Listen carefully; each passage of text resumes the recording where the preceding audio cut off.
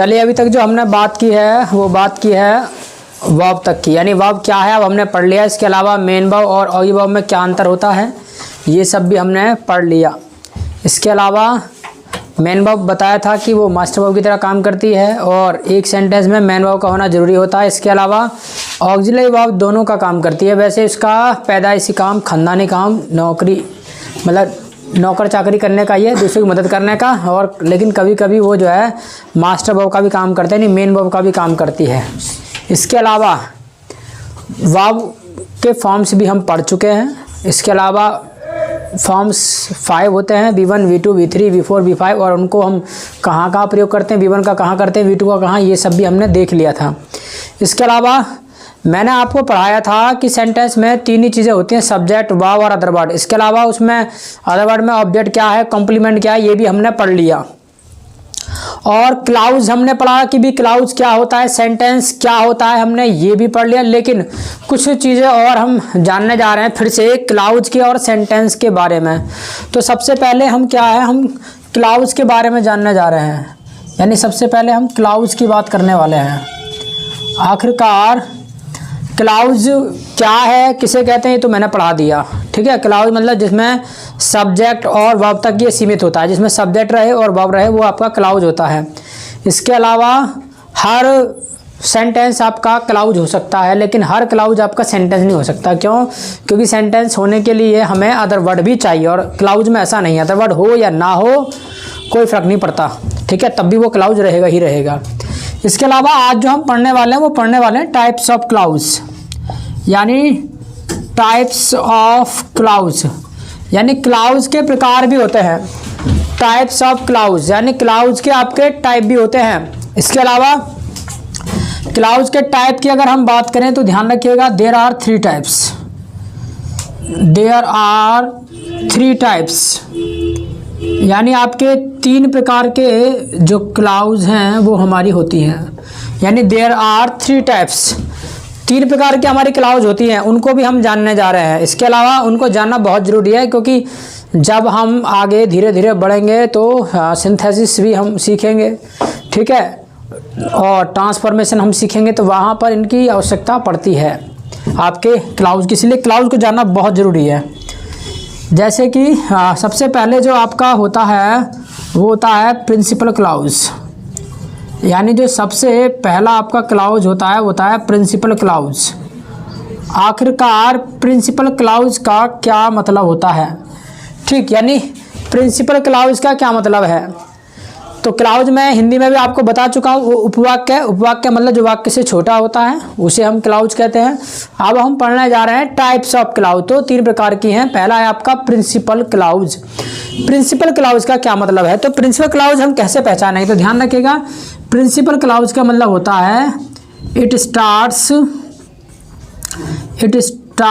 Without conjunction, यानी it starts without conjunction.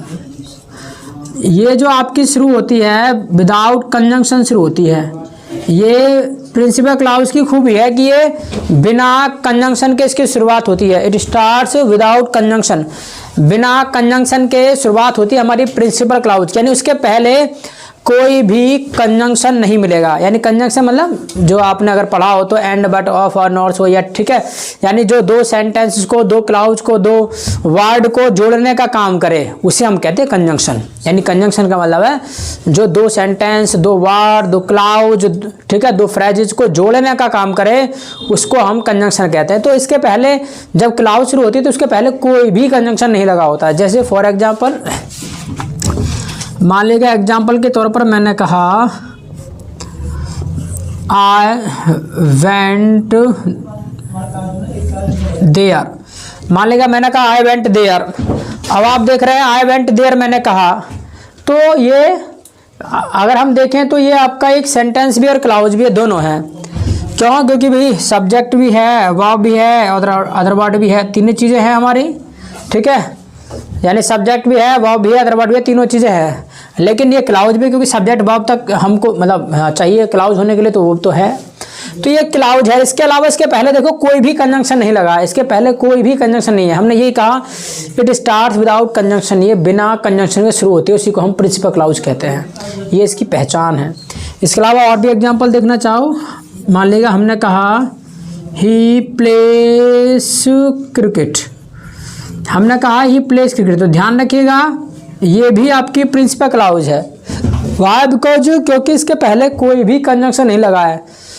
याद रखिएगा, इसको हम क्लाउज भी कह सकते हैं। सारी चीज़ें मैं प्रूव करके दिखा रहा हूँ।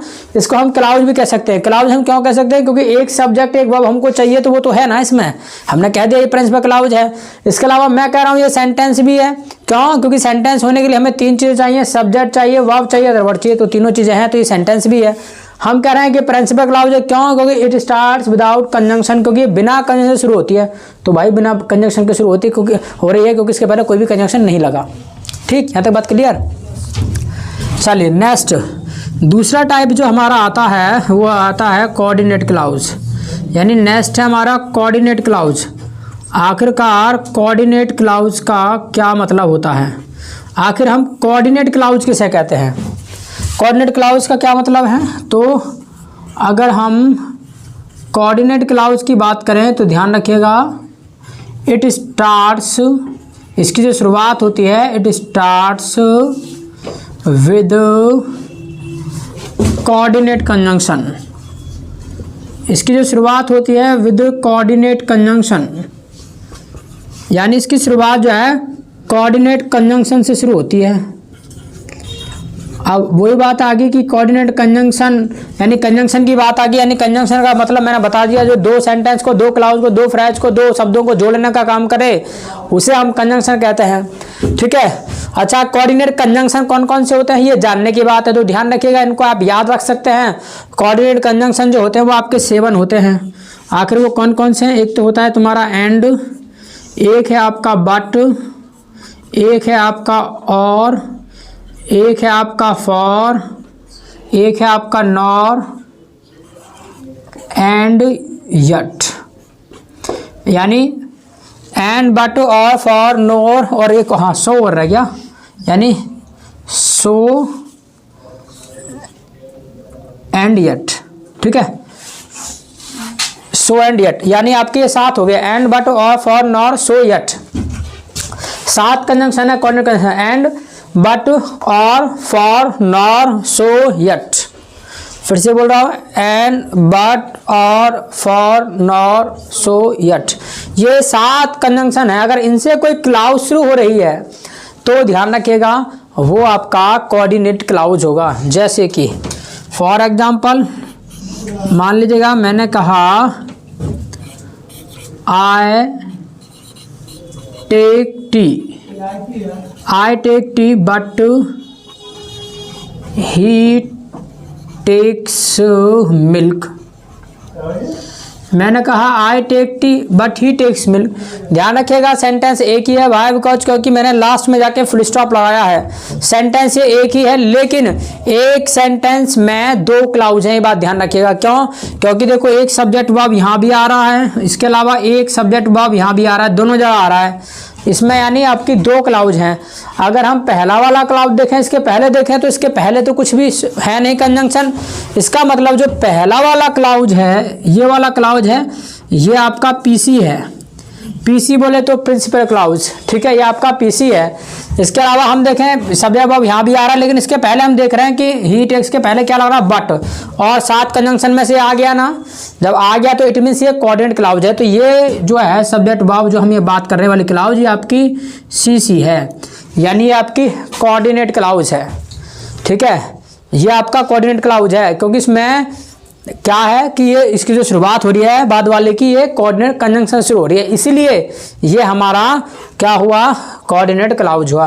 यहाँ तो बात समझ में आ रही है। इसके अलावा और एग्जाम्पल देख लो। मान लेगा मैंने कहा I went there and met her. I went there and met her, मैं वहाँ गया और मुझसे मिला। तो एक सब्जेक्ट वर्ब यहाँ भी आ रहा है और एक सब्जेक्ट वर्ब यहाँ भी आ रहा है। अब आप कहेंगे सर यहाँ कहाँ आ रहा है, तो हम देख रहे हैं कि वर्ब भी आ रहा है, ठीक है, सब्जेक्ट कहाँ है। तो ध्यान रखिएगा, जब हम एंड से कोई दो क्लाउज को जोड़ते हैं और जब उसमें करने वाला काम एक ही हो, उस केस में हम फिर प्रोनाउन का भी रिपीटेशन नहीं करते। जैसे आए यानी मैं गया और मैं ही मिला, तो भाई मैं ही मिला, तो इट मीन्स एंड जब से हम जोड़ रहे हैं तो फिर आए द्वारा रिपीट नहीं होगा। यहाँ पर आए जो है वो हिडन है, यानी यहाँ पर जो आए है ये हिडन है, ठीक है, यानी आगे एंड आई मेट हर ही जुड़ा है, बट आई हिडन है यहाँ पर। तो यानी एक सब्जेक्ट वर्ब यहाँ भी आ रहा है, एक सब्जेक्ट यहाँ भी वर्ब यहाँ भी आ रहा है। जो पहला वाला है यह तो आपका पीसी है, वाई बिकॉज इसके पहले कोई भी कंजंक्शन नहीं लगा है, तो ये प्रिंसिपल क्लाउज है। बाद वाला हम देखें तो आई मेट यानी सब्जेक्ट वर्ब यहाँ भी आ रहा है, ये आपका सीसी है क्योंकि इसके पहले एंड कंजंक्शन लगा है। बात समझ आ रही है इस तरीके से। तो एक तो है प्रिंसिपल क्लाउज जो विदाउट कंजंक्शन शुरू होती है, एक है आपकी कोऑर्डिनेट क्लाउज जो कोऑर्डिनेट कंजंक्शन से शुरू होती है। इसके अलावा वो जो कोऑर्डिनेट कंजंक्शन है वो 7 होते हैं, एंड, बट, और, फॉर, नॉर, सो, यट। यहाँ तो बात समझ में आई? तो समझ में आई तो इतना लिख लो, उसके बाद आगे बढ़ेंगे।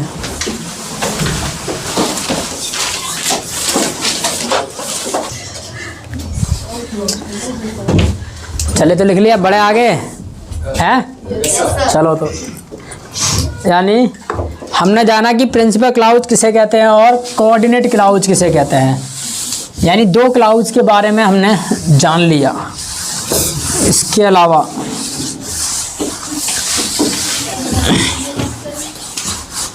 नेक्स्ट जो क्लाउज है हमारी थर्ड वन, वो होती है आपकी कौन सी क्लाउज है? सबऑर्डिनेट क्लाउज, यानी तीसरी वाली रहेगी हमारी सबऑर्डिनेट क्लाउज। सबऑर्डिनेट क्लाउज आखिरकार सबऑर्डिनेट क्लाउज का क्या मतलब होता है? सबऑर्डिनेट क्लाउज हम किसे कहते हैं? तो सबऑर्डिनेट क्लाउज का मतलब है इट स्टार्ट्स, यानी इसकी जो शुरुआत होती है, it starts with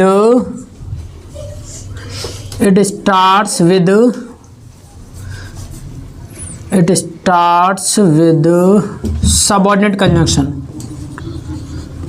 subordinate conjunction यानी इसकी जो शुरुआत होती है वो सबऑर्डिनेट कंजंक्शन से होती है। आखिरकार सबऑर्डिनेट कंजंक्शन से होती है, तो सबऑर्डिनेट कंजंक्शन का मतलब क्या है, कौन कौन से आपके सबऑर्डिनेट कंजंक्शन होते हैं? तो बस आप इतना जान लो कि 7 कंजंक्शन को छोड़ करके जो बचे ना, वो सारे के सारे सबऑर्डिनेट कंजंक्शन ही होते हैं। यानी 7 कंजंक्शन को छोड़ करके जो भी आपके कंजंक्शन बचे वो आपके सबऑर्डिनेट कंजंक्शन ही होते हैं। इसके अलावा हम इसे और थोड़ा सा जानना चाहें, मतलब हाँ, तो हम कह सकते हैं कि WH वर्ड, यानी जो WH वर्ड, इसके अलावा प्लस दैट, यानी WH वर्ड प्लस दैट, ये आपके सबऑर्डिनेट कंजंक्शन ही होते हैं। जैसे कि फॉर एग्जांपल हमने कहा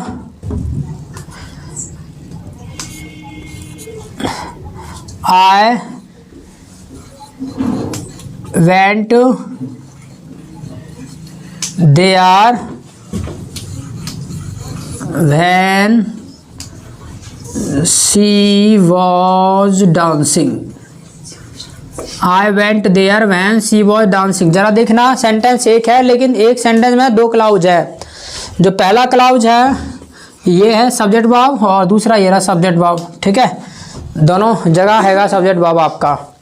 लेकिन आप इसको देखेंगे क्लाउज को, तो इसके पहले कोई भी कंजंक्शन नहीं लगा है। जब कोई भी कंजंक्शन नहीं लगा है तो ये तो पीसी है भाई, प्रिंसिपल क्लाउज है। लेकिन आप जब यहाँ आएंगे तो इसके पहले आप देख रहे हैं WH वर्ड लगा है, यानी एक WH वर्ड लगा है यहाँ पर, तो WH वर्ड लगा, इट मीन्स यही क्लाउज आपकी क्या है, SC है, यानी सबऑर्डिनेट क्लाउज है, ठीक है, यही आपकी जो है सबऑर्डिनेट क्लाउज है। क्लियर यहाँ तक? इसके अलावा और देखना चाहें एग्जाम्पल तो और देख लो। हमने कहा आई know what your name is. I know what your name is, ठीक है। अब आप कहोगे तो बड़ा अटपटा सा लग रहा है, क्या है, I know what your name is, I know what is your name होना चाहिए, ऐसे ही है। अगर आपने कर दिया ना आई know what is your name, अगर आपने ये कर दिया आई know what is your name, this sentence will be wrong, ये गलत होगा, ये राइट होगा। क्या होगा वो जान लो। हम यहाँ पर जो क्वेश्चन वर्ड का प्रयोग कर रहे हैं, जो WH वर्ड का प्रयोग कर रहे हैं, वो कंजंक्शन के रूप में प्रयोग कर रहे हैं। तो जब हम कंजंक्शन के रूप में प्रयोग कर रहे हैं, तो कंजंक्शन के रूप में जब हम प्रयोग कर सकते हैं, क्योंकि WH वर्ड के वैसे 2-3 रोल होते हैं, ठीक है। मान लीजिए WH वर्ड की जब हम बात करते हैं तो इसके 2-3 रोल होते हैं। WH वर्ड के बाद अगर आ जाए सब्जेक्ट सीधा, जब सब्जेक्ट आ रहा है तो काम करेगा ये कंजंक्शन का, तब ये काम करता है आपके कंजंक्शन का। इसके अलावा इसके बाद में आ जाए वर्ब, तो ध्यान रखिएगा ये काम करता है क्वेश्चन वर्ड का, तब ये आपका काम करता है किसका, क्वेश्चन वर्ड का। इसके अलावा इसके बाद आ जाए कोई नाउन, तो ध्यान रखिएगा फिर ये बन जाता है आपका एडजेक्टिव। क्या बन जाता है, एडजेक्टिव। ये क्वेश्चन वर्ड के 3 रोल है, ठीक है। इसके अलावा अब यहाँ पर ये गलत क्यों है और ये राइट क्यों है, तो जरा समझ लो। देखो आई know what your name is, यहाँ पर ये इसलिए है क्योंकि एक बात देखो, अगर ये यूज होगा किसके रूप में, क्वेश्चन वर्ड के रूप में, तो बाद में क्वेश्चन मार्क होना चाहिए। यहाँ पर हम कर भी रहे हैं इसे क्वेश्चन वर्ड के रूप में, लेकिन यहाँ पे क्वेश्चन मार्क नहीं, तब भी गलत है। लेकिन अगर हम क्वेश्चन मार्क लगा दें तब भी गलत होगा। क्यों गलत होगा वो जान लो, क्योंकि बीच में जो क्वेश्चन वर्ड आता है वो किसी क्वेश्चन के रूप में नहीं आता है, ठीक है। क्वेश्चन वर्ड के रूप में नहीं आ सकता, वो कंजंक्शन के रूप में ही आ सकता है, क्योंकि हमें 2 क्लाउज को जोड़ने का काम कर रहे हैं। क्योंकि एक सब्जेक्ट वर्ब यहाँ भी है, एक सब्जेक्ट वर्ब यहाँ भी है, तो 2 क्लाउज है। पहला आपका PC है, दूसरा आपका SC है, सबऑर्डिनेट क्लाउज है। इसके अलावा अब वैसे भी देख लो, सेंस आपको देखना हो, मान लीजिएगा आप इसे ये इसका अर्थ निकालेंगे तो पता क्या निकलेगा, इसका ये निकलेगा आई know what your name is, मुझे पता है जो आपका नाम है। यहाँ पर हम ये नहीं कर सकते कि आई know what is your name, कि मैं जानता हूँ और तुम्हारा नाम क्या, ये बताओ भाई, तो गलत हो जाएगा। ये भी कह रहे हो आई नो मैं जानता हूँ, और फिर कह रहे हो व्हाट इज योर नेम, तुम्हारा नाम क्या जरूरत है, तो बात खराब हो गई ना।